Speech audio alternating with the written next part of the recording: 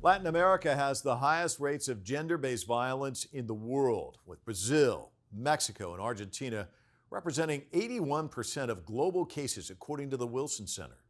In order to change this trend, the Organization of American States has created a specialized agency for the protection of women's rights and gender equality. We spoke with the head of the office, Luz Patricia Mejia.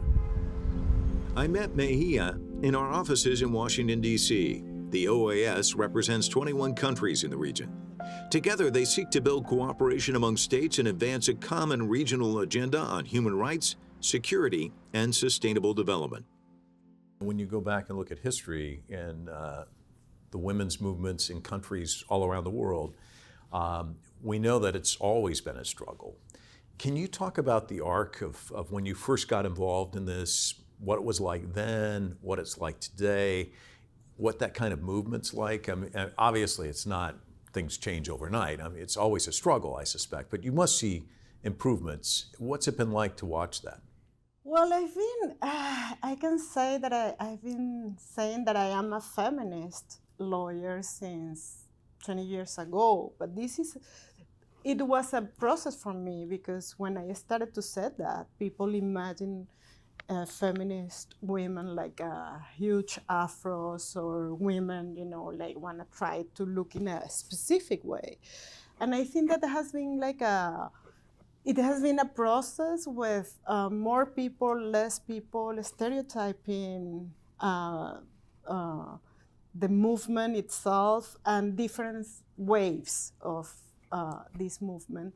And lately, I think that in the movement itself, there are several ways to represent feminism, not the way that it was when I was a younger girl. But I can say that now more people is open to understand what it is.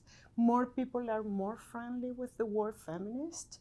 More people are more open to understand that there are several differences between men and women, and that we are not asking for equality exactly like that, because we don't want to be like men. We want just to enjoy our human rights. And what does mean is the process to understand. What does it mean today to enjoy our human rights in the same way, and the same level as I said before. This is a process, and I think that it's not for me the same that it is for my daughter, who is a 17-year-old girl. She's more active and more in social networks, and more, she speaks out every single day about it, much more than I did it when I was her age. Mejia served as rapporteur for women's rights, commissioner and president of the Inter-American Commission of Human Rights. Previously, she worked as the director of the legal office of the public ministry in Venezuela. She is also a lawyer and a graduate of George Washington University. In 1994, the Organization of American States came up with the Inter-American Convention on the Prevention, Punishment, and Eradication of Violence Against Women. It's always great to have a document. It's just like you were talking about the Constitution. A document and implementation are two different things. What does the document do, and what still needs to be done in addition to the document?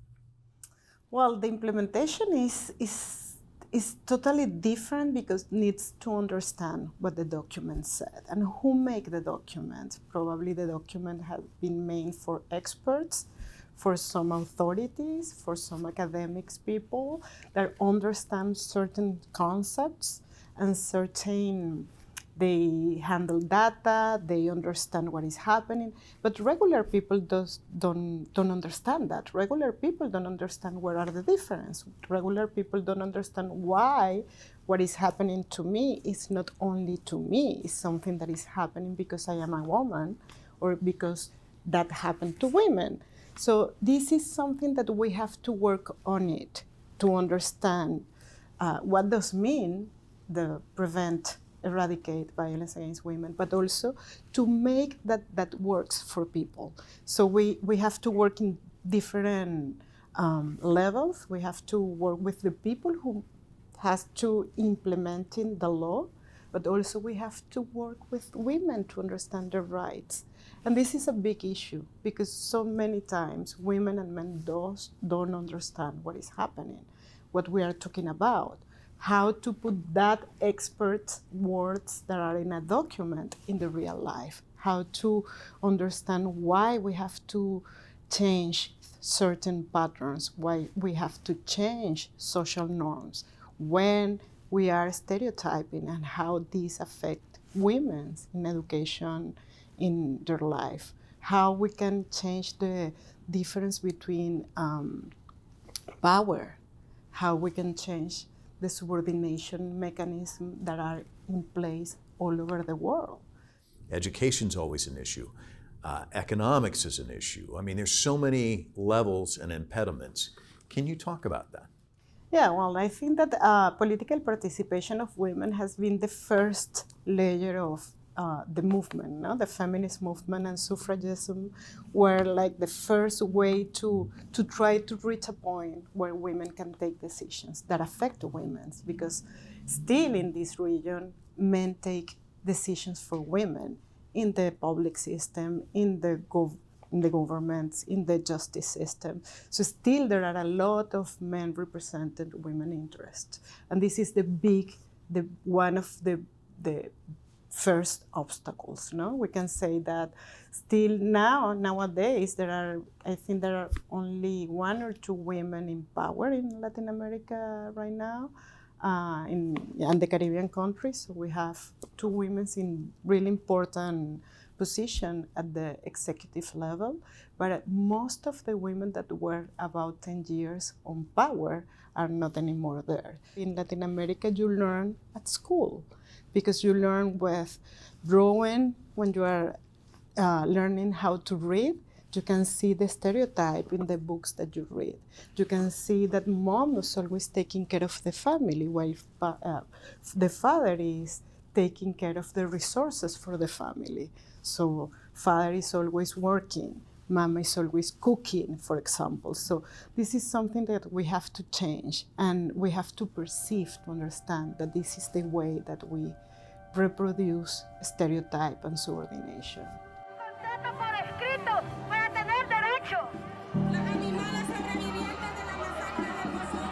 Thousands of women marched in El Salvador's capital against the country's total ban on abortions and its high femicide rate.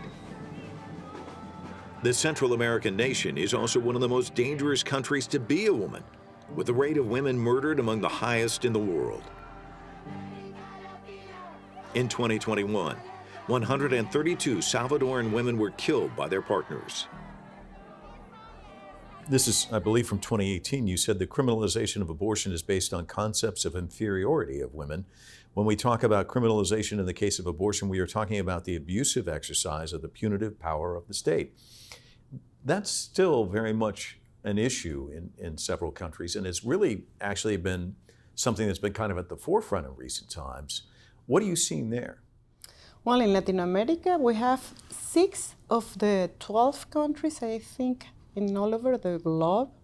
There are like only 12 or 14 countries that have totally banned the abortion, and 6 countries are in Latin America. So there is a clear correlation between religion and social norms related with women's bodies and what women can do with their bodies. So we have different layers also, because we have totally ban of the abortion in 6 countries, and then we have social norms that don't allow women to use legal procedures to access to abortion. So even though those countries that have regulations to allow women to get abortions, in those places still we have a lot of mechanism to avoid that possibility.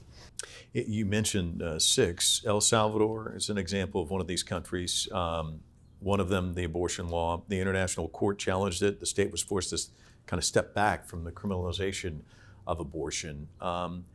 But it still remains kind of an issue whether it's criminalized or not. I mean, if there's a stigma attached, right? I mean, that's still a pervasive problem, correct? Correct. there is a stigma for women that get abortions more than the stigma that the men that is a sexual abuser, for example. So women are more prosecuted in these countries than the men that make that a girl being pregnant, for example, even though all the countries in Latin America ban relationship with girls before 14 years old. But if we see the rate of girls that are pregnant, they are banned to get an abortion, while the men that are the sexual abuser are not prosecuted. So we have more girls in the situation to carry out forced maternity than men in the men that has been punished because of that situation, no? And this is a big issue because it's like the girl is carry out the stigma to be pregnant when she has been victim of sexual abuse. In March 2022, thousands of women marched across Argentina against gender violence and demanded equal rights for women. "The dead is with us" was one of their slogans. The number of femicides jumped to 54 in the first 2 months of 2022, according to a local NGO. 63% of the victims were murdered by partners or ex-partners. You've talked about religion, I mean, these religious norms and norms that are passed down for decades and decades. How do you change people's ways of looking at things? Information and education. I think that we saw in Argentina that was a huge movement to decriminalize the social abortion. Now, everything related with the abortion. If you go today, it's totally different that how it was 10, 15 years ago. I was there 15 years ago talking about abortion, and I was attacked at the street because I said that. I went 3 years ago, and I was like a star because I was saying the same. So because people change, but change with information, with accurate information, with what is happening with women that has to face insecure abortions, what happening in their bodies, what happening in their life, what happened with a woman a girl has to carry out a forced maternity. Who is happy with that? Nobody. Nobody is happy with that. And why governments, why men, why politicians think that they can know better what is better for a woman than the women themselves, no? So this is a big issue, but I think that we have seen important cultural changes in Argentina, in Chile. That has been incredible in the last 15 years. So I think that we can change things. Of course, I think religion make a big difference, because even though in Argentina, the Pope is from Argentina, the way that Catholic people assume the reality of women was really, really important. A lot of people who are Christians, who are Catholic, who are Protestant, a lot of people were advocating for abortion and right to abortion in Argentina. That was really amazing. There was a big change.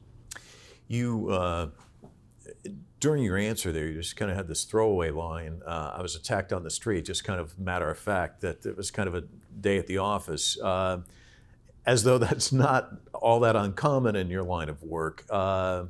There are some who would probably walk away from a profession like yours, given that.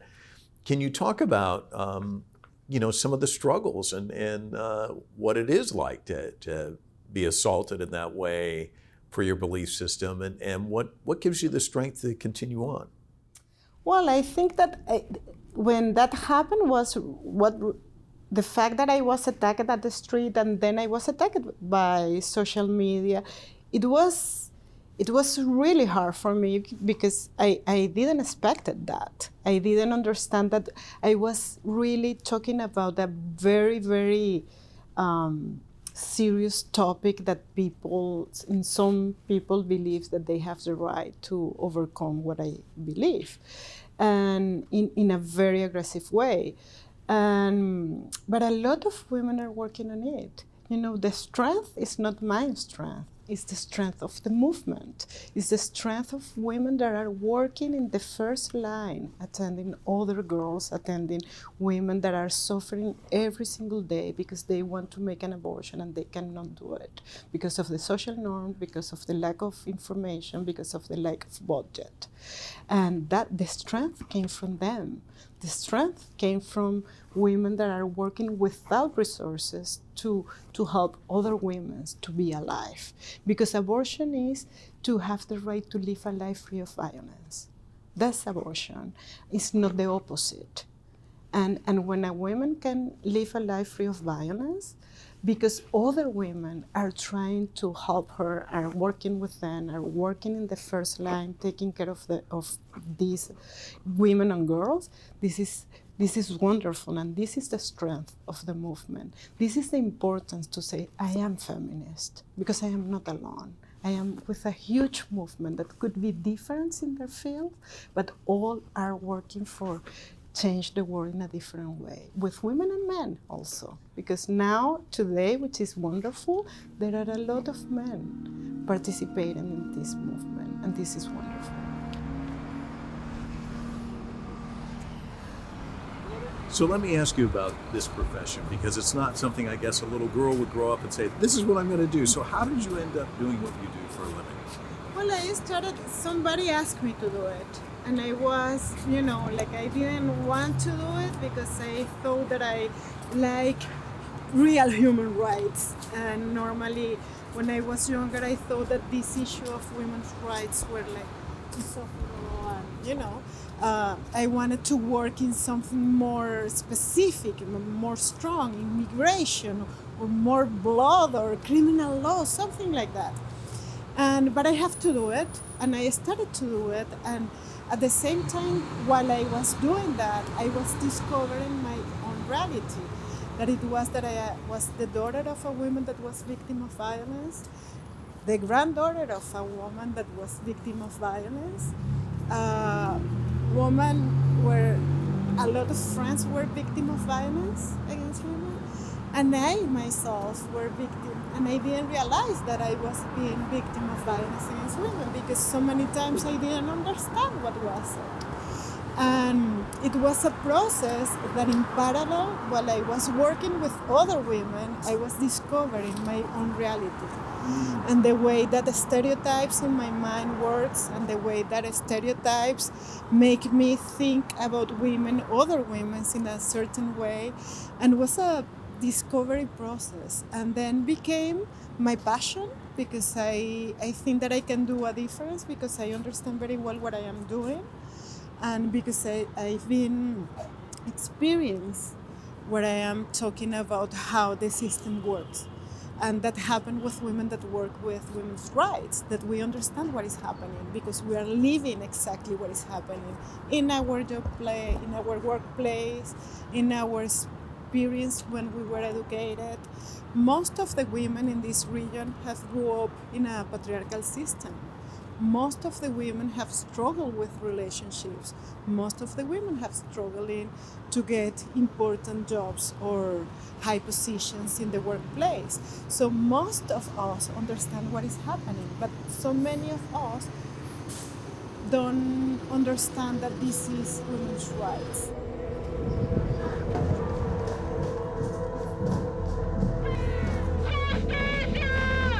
Activists marched through the center of the Peruvian capital carrying blown-up photographs of victims of gender violence as part of the observance of International Day for the Elimination of Violence Against Women in March 2022.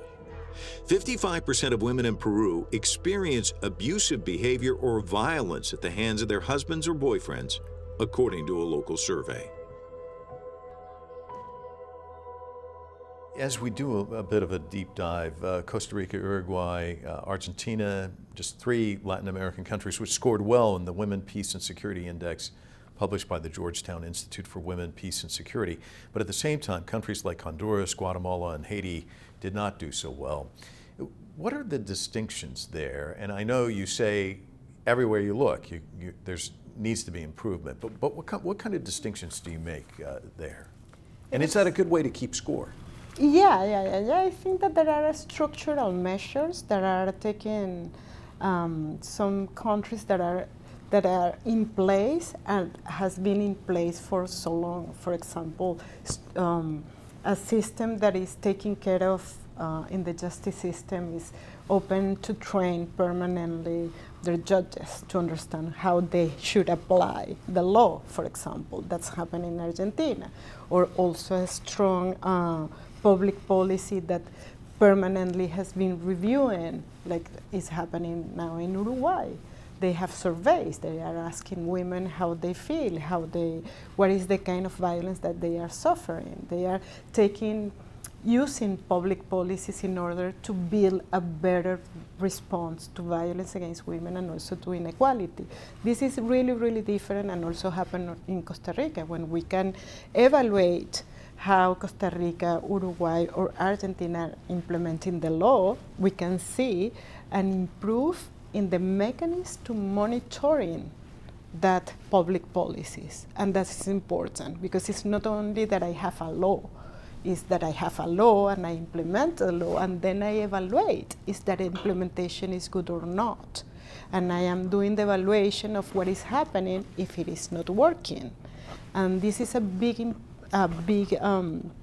issue in the countries that you are referring to.